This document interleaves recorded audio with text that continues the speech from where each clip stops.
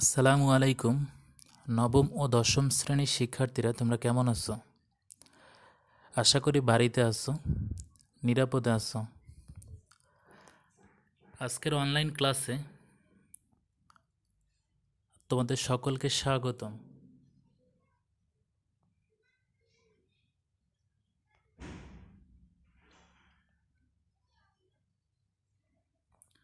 আমি মোহাম্মদ তালহা রাশেদ, সিনিয়র সহকারী শিক্ষক গণিত, Ibne Taslima Nasir school and college, Angaria, Shariatpur. পাঠ পরিচিতি: শ্রেণী নবম ও দশম, বিষয় গণিত, অধ্যায় 17, বিষয়বস্তু পরিসংখ্যান, লেকচার 6।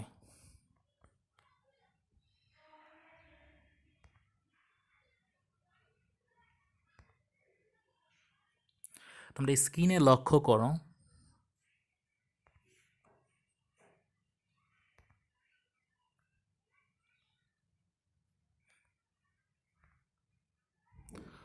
উপরের ছবিতে তোমরা কি দেখতে পাচ্ছ?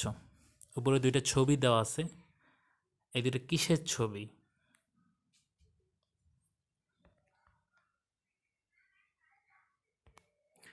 এই দুইটা হচ্ছে লেখচিত্র, লেখচিত্রের ছবি।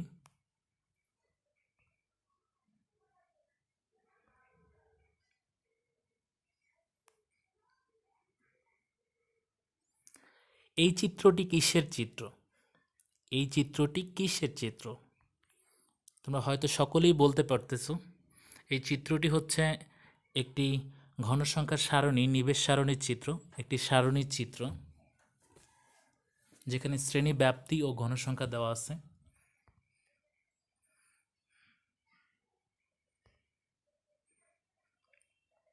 তো আজকের পাঠের শিরোনাম হলো ঘনসংখ্যার বহুভুজ। তো আমরা আজকে কিভাবে শিখব, কিভাবে অঙ্কন করে ঘনসংখ্যার বহুভুজ।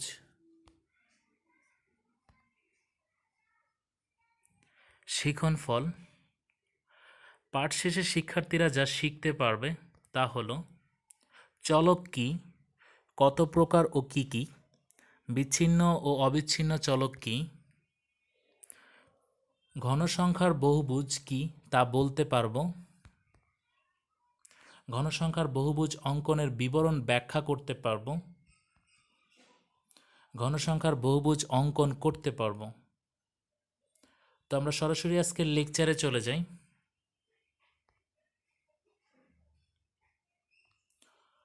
প্রথমে হচ্ছে চলক। চলক কি? যেসব বৈশিষ্ট্যকে সংখ্যায় পরিমাপ করা যায় এমন বৈশিষ্ট্যধারী তথ্যকে চলক বলে। যেসব বৈশিষ্ট্যকে সংখ্যায় পরিমাপ করা যায় এমন বৈশিষ্ট্যধারী তথ্যকে চলক বলে। যেমন ওজন, উচ্চতা, ছাত্রের সংখ্যা। একটা ক্লাসে গিয়ে বলে যে এই ক্লাসের ছাত্রের সংখ্যা কত, বলে যে 10 জন, 20 জন। একটা সংখ্যা দ্বারা প্রকাশ করো, একটা সংখ্যা দ্বারা পরিমাপ করা হচ্ছে ওজন। কোনো ব্যক্তির ওজন বলে যে সে 50 কেজি, 48 কেজি, সংখ্যা দ্বারা প্রকাশ করতেছে। উচ্চতা সে কতটুক, 5 ফিট বা 6 ফিট, এরকম প্রকাশ করতেছে। যেসব বৈশিষ্ট্যকে সংখ্যায় পরিমাপ করা যায় এমন বৈশিষ্ট্যধারী তথ্যকে চলক বলে। যেমন ওজন, উচ্চতা, ছাত্রের সংখ্যা। চলক দুই প্রকার, একটা হচ্ছে বিচ্ছিন্ন চলক, একটা হচ্ছে অবিচ্ছিন্ন চলক। তো আমাদের মনে অনেকেরই প্রশ্ন যে বিচ্ছিন্ন চলক কি, অবিচ্ছিন্ন চলক কি। তো বিচ্ছিন্ন চলক যে সকল চলকের মান শুধুমাত্র পূর্ণ সংখ্যায় প্রকাশ করা যায় তাকে বিচ্ছিন্ন চলক বলে। সংখ্যাটা অবশ্যই পূর্ণ সংখ্যায় প্রকাশ করতে হবে, সেটা হচ্ছে বিচ্ছিন্ন চলক। যেমন জনসংখ্যা বা পরীক্ষায় প্রাপ্ত নম্বর। পরীক্ষার যে প্রাপ্ত নম্বর থাকে সেই জনসংখ্যা বা পরীক্ষার প্রাপ্ত নম্বর, এটা হচ্ছে বিচ্ছিন্ন চলকের উদাহরণ।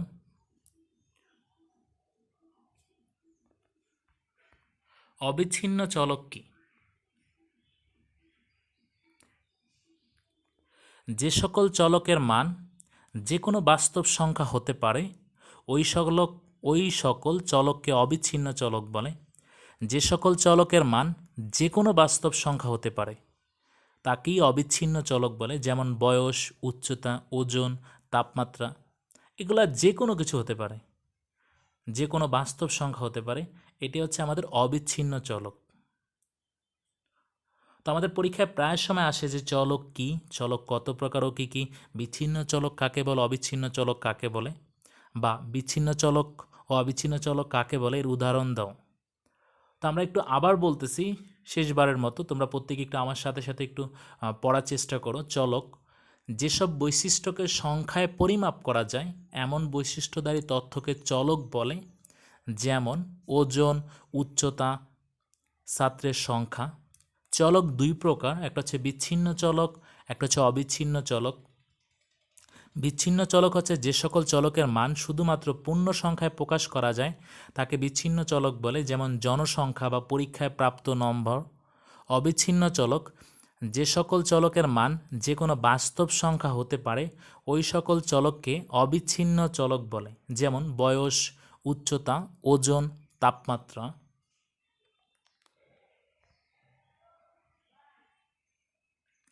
ঘন সংখ্যার বহুভুজ। ঘন সংখ্যার বহুভুজ। ঘন সংখ্যার বহুভুজ কাকে বলে? প্রায় সময় আসে যে কোনো অবিচ্ছিন্ন উপাত্তের শ্রেণী ব্যবধানের বিপরীতে ঘনসংখ্যা নির্দেশক বিন্দুসমূহকে পর্যায়ক্রমে রেখাংশ দ্বারা যুক্ত করে যে লেখচিত্র পাওয়া যায় তাকে ঘনসংখ্যার বহুভুজ বলে। কোনো অবিচ্ছিন্ন উপাত্তের শ্রেণী ব্যবধানের বিপরীতে ঘনসংখ্যা নির্দেশক বিন্দুসমূহকে পর্যায়ক্রমে রেখাংশ দ্বারা যুক্ত করে যে লেখচিত্র পাওয়া যায় তাকেই ঘনসংখ্যার বহুভুজ বলে। আমরা শ্রেণী ব্যবধান নিতে হবে, ওই উপাত্তের ঘনসংখ্যা নির্দেশক বিন্দুসমূহকে পর্যায়ক্রমে যে রেখা দ্বারা যুক্ত করব, যে লেখচিত্র পাবো, সেটি হচ্ছে ঘনসংখ্যার বহুভুজ। ঘনসংখ্যার বহুভুজ অঙ্কনের জন্য ছক কাগজে এক্স ও ওয়াই অক্ষ আঁকা হয়। ঘনসংখ্যার বহুভুজ অঙ্কনের জন্য আমরা এক্স অক্ষ ও ওয়াই অক্ষ আঁকতে হবে। এক্স অক্ষ বরাবর শ্রেণীর মধ্যমান, ওয়াই অক্ষ বরাবর ঘনসংখ্যা নিতে হবে। এক্স অক্ষ বরাবর শ্রেণীর মধ্যমান এবং ওয়াই অক্ষ বরাবর শ্রেণীর ঘনসংখ্যা নেওয়া লাগবে। তো আমরা ঘনসংখ্যার বহুভুজ নির্ণয় করতে গেলে দুইটা ধাপের কথা মনে রাখতে হবে। প্রথম ধাপ হচ্ছে এক্স ও ওয়াই অক্ষ বরাবর আমার দুইটা অক্ষ নিতে হবে, দুইটা অক্ষ নিয়ে আঁকতে হবে। 2 নম্বর কাজ হচ্ছে এক্স অক্ষ বরাবর আমি শ্রেণীর মধ্যমান নিতে হবে এবং ওয়াই অক্ষ বরাবর শ্রেণীর ঘনসংখ্যা নেওয়া লাগবে।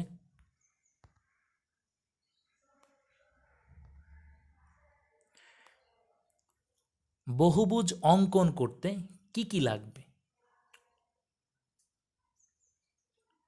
আমরা পূর্বের লেকচারে অজীব রেখা অঙ্কন করতে কি কি লাগে তাও দেখানো হয়েছে। আজকে বহুভুজ অঙ্কন করতে কি কি লাগবে তা দেখব। প্রথমে হচ্ছে ঘনসংখ্যার সারণী,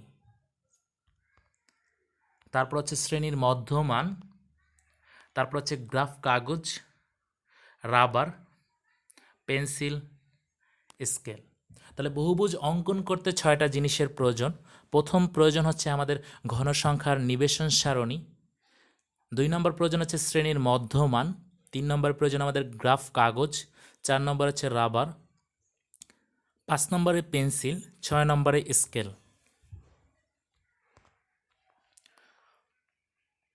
বহুভুজ অঙ্কনের বিবরণ। আমরা প্রথমে বিবরণটা এভাবে বলবো যে গ্রাফ কাগজে প্রতি বর্গ ঘরকে 1 একক ধরে এক্স ও ওয়াই অক্ষ বরাবর যথাক্রমে শ্রেণীর মধ্যমান ও ঘনসংখ্যা স্থাপন করে নিম্নের একটি ঘনসংখ্যার বহুভুজ অঙ্কন করা হলো। গ্রাফ কাগজে প্রতি বর্গ ঘরকে 1 একক ধরে এক্স ও ওয়াই অক্ষ বরাবর যথাক্রমে শ্রেণীর মধ্যমান ও ঘনসংখ্যা স্থাপন করে নিম্নের একটি ঘনসংখ্যা বহুভুজ অঙ্কন করা হলো। অজীব রেখার বিবরণের ক্ষেত্রে জাস্ট পার্থক্য শুধু এক্স অক্ষ বরাবর কী বসবে এবং ওয়াই অক্ষ বরাবর কী বসবে, এই জায়গাটুকু চেঞ্জ করে, আর যেখানে ঘনসংখ্যার বহুভুজ অঙ্কন করে সেখানে জাস্ট হবে অজীব রেখা অঙ্কন করা। এতটুকু পরিবর্তন করতে হবে, তা না হলে প্রত্যেকটার বিবরণী কথা এক, কিন্তু জাস্ট মাঝখান দিয়ে পরিবর্তন করতে হবে। এক্স অক্ষ বরাবর কী বসবে, ওয়াই অক্ষ বরাবর কী বসবে। তো আমরা বিবরণটা নিজেদের মতো করে সহজ করে এইভাবে গুছিয়ে বলবো যে গ্রাফ কাগজে এক্স অক্ষ বরাবর 1 একক সমান সমান 1 ঘর, 1 একক মানে হচ্ছে 1 বর্গ ঘর, মানে 1 একক সমান সমান 1 ঘর, এবং ওয়াই অক্ষ বরাবর 1 একক সমান সমান 1 ঘর ধরে যথাক্রমে শ্রেণীর মধ্যমান ও ঘনসংখ্যা স্থাপন করে নিম্নের একটি ঘনসংখ্যার বহুভুজ অঙ্কন করা হলো। তো এখন আমরা নিচের সারণী থেকে ঘনসংখ্যার বহুভুজ অঙ্কন করা শিখব। একটু লক্ষ্য করো।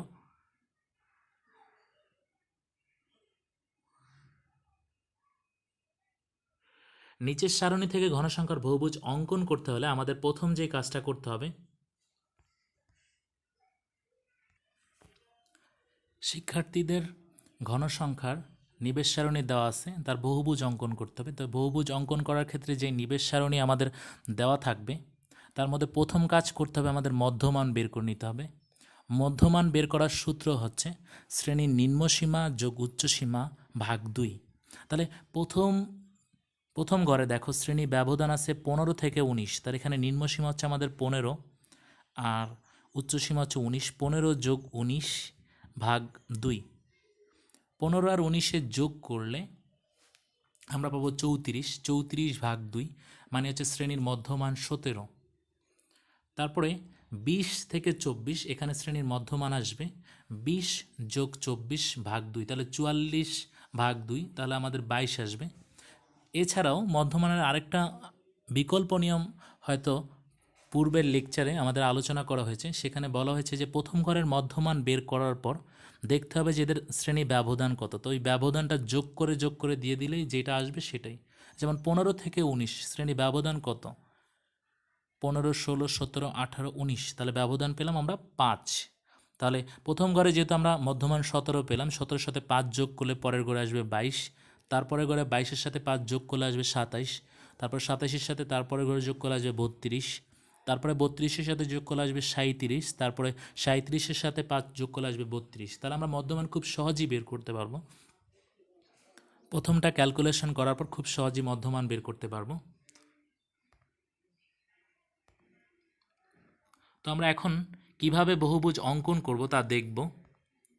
প্রথমে একটি গ্রাফ কাগজ নিই, তোমরা প্রত্যেকেই মনোযোগ সহকারে লক্ষ্য করো। আমি আবারও বলতেছি, প্রথমে একটি গ্রাফ কাগজ নিই, যার একটা অক্ষ নিলাম এক্স অক্ষ এবং আরেকটা অক্ষ নিলাম ওয়াই অক্ষ, যারা পরস্পর ও বিন্দুতে মিলিত হয়েছে এবং ও আছে তাদের মূল বিন্দু। মূল বিন্দু মানে হচ্ছে 0, 0। তাহলে আমি এক্স অক্ষ বরাবর বহুভুজ অঙ্কন করতে গেলে শ্রেণীর মধ্যমান নিতে হবে এবং ওয়াই অক্ষ বরাবর আমাদের ঘনসংখ্যা নিতে হবে।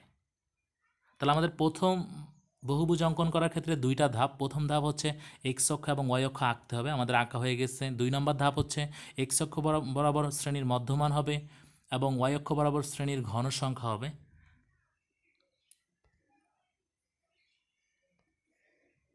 ঘনসংখ্যা আমরা 5 থেকে শুরু করলাম, 5, 10, 15, 20, 25 পর্যন্ত, কারণ ঘনসংখ্যা 25 পর্যন্ত। তারপর হচ্ছে আমাদের শ্রেণীর মধ্যমানটা আমি এর আগেও অজীব রেখার ক্ষেত্রে বলা হয়েছে, যেটা আমি ধরবো এক্স অ্যাক্সিসে একটা মান আমরা পূর্বের আগেরটা ধরবো। যেমন 17-র আগের মধ্যমানটা কত, তার 5 বাদ দাও, 17 থেকে 5 বাদ দিলে হবে 12। তাহলে এখন 12 আমি ধরে নিব। 12-র পর আমি ধরতে হবে 17, 17-র পর হচ্ছে আমাদের 22, 22-এর পর হচ্ছে 27, তারপর হচ্ছে 32, তারপর হচ্ছে 37, তারপর হচ্ছে আমাদের 42। তাহলে আমাদের মধ্যমান নেওয়া হয়ে গেছে। 42-এর পর আমি 47 নিতে পারবো, চাইলে নিতে পারবো, না নিলেও কিছু হবে না। তো আমি নেওয়াটা ভালো, 47ও নিয়ে নিলাম। আগের একটা পরের একটা, আগেরটা নিতে হবে ওই একই হিসাব করে 5 ওখানে বাদ দিয়ে, আর তারপরেরটা যখন লাস্টেরটা আসবে 42, তার সাথে 5 যোগ করে নেব 47। তা আমরা এখন দেখো, লক্ষ্য করো, 12 পর্যন্ত একটু কেটে নিলাম, জাস্ট 12 পর্যন্ত অংশটা একটু কেটে নিলাম, ডট ডট ডট দিয়ে কেটে নিলাম, একটু স্ক্রিনে লক্ষ্য করো।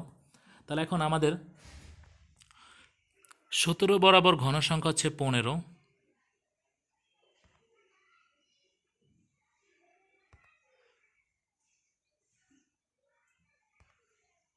দেখো 17 বরাবর আমরা ঘনসংখ্যা 15 আমরা বসানো হয়েছে। 17 বরাবর আমাদের ঘনসংখ্যা 15 নেওয়া হয়েছে 17 বরাবর। ঠিক মধ্যবিন্দু বরাবরই আমাদের 15 নেওয়া হয়েছে। আমরা কিন্তু দেখো তোমরা যখন চক কাগজে দেখবা, এখানে আমি যখন 12 ঘরটা নেওয়া হয়েছে, 12 ঘরটা কিন্তু এমনভাবে নেওয়া হয়েছে একটু একটু ডিফারেন্ট করে। যেমন একটা ঘরের 5 ঘরের মধ্যে 3 ঘর যাওয়ার পর আমি 12 নিছি, অবশিষ্ট 2টা ঘর রয়ে গেছে। তার পরবর্তীতে আরেকটা ঘরের 3 ঘর যাওয়ার পর 17 আমাদের বসানো হয়েছে।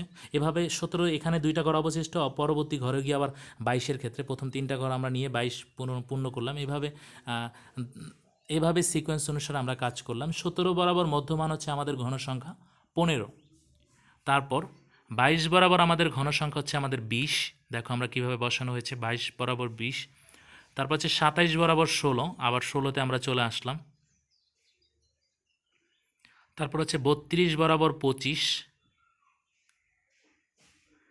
37 বরাবর হচ্ছে 18, 42 বরাবর হচ্ছে আমাদের 10।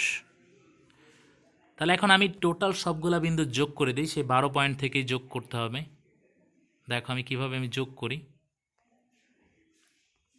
আগে যোগ করি টোটালটা। এখন আমি জাস্ট ওইভাবে, কারণ এটার যদি 47 মানও আসতো, এটা অবশ্যই এভাবে সিকোয়েন্স অনুসারে বাড়তে থাকতো। এভাবে 47-এর পর্যন্ত আমরা টেনে নিলাম, একইভাবে এখান থেকে 12 থেকে চিহ্নিত করলাম।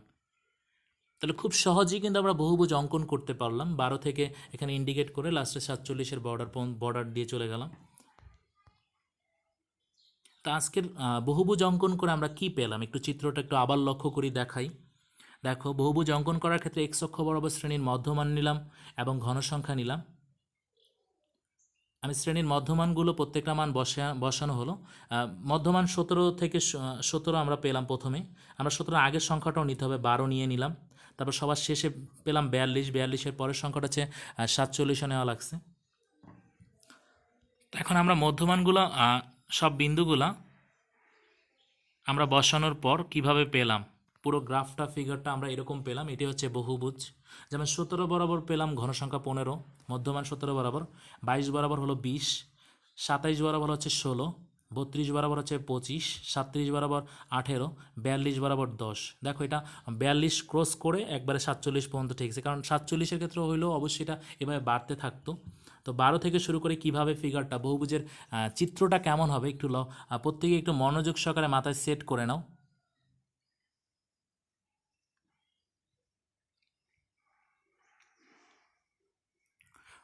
তোমরা কোন অক্ষে কি ধরতে হবে এটা যদি বুঝতে পারো, তাহলে খুব সহজেই কিন্তু গ্রাফ অঙ্কন করতে পারবা। আজকের লেকচার থেকে আমরা কতটুকু শিখলাম তার উপর হচ্ছে মূল্যায়ন। ঘনসংখ্যার বহুভুজ কাকে বলে, ঘনসংখ্যার বহুভুজ অঙ্কন করতে কি কি লাগে, ঘনসংখ্যার বহুভুজ এক্স অক্ষ বরাবর কি থাকে, বিচ্ছিন্ন চলক কাকে বলে। তাহলে আমরা খুব সহজেই আজকের লেকচারটা যারা পুরোটা সম্পূর্ণ দেখতেছি, তাহলে তারা কিন্তু প্রত্যেকেই কিন্তু মূল্যায়নের প্রশ্নগুলো খুব সহজেই অ্যান্সার করতে পারবা,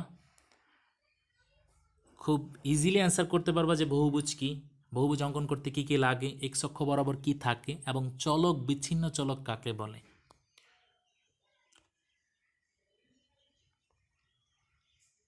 তো আজকের লেকচারের আলোকে তোমাদের বাড়ির কাজ হলো নিচের সারণী থেকে একটি আয়তলেখ অঙ্কন করো। নিচের সারণী থেকে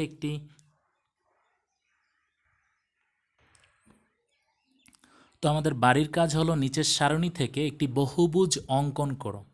তাহলে আমরা বহুভুজ অঙ্কন করতে গেলে প্রথম কাজ হচ্ছে আমাদের মধ্যমান বের করতে হবে। আমাদের যে সারণীটা দেওয়া আছে এর মধ্যমান বের করতে হবে। মধ্যমান বের করার পর আমি এক্স অক্ষ বরাবর নিব হচ্ছে শ্রেণীর মধ্যমান, ওয়াই অক্ষ বরাবর ঘনসংখ্যা নিয়ে খুব সহজেই বিন্দুগুলো বসানোর পর আমরা খুব সহজেই বহুভুজ অঙ্কন করতে পারবো।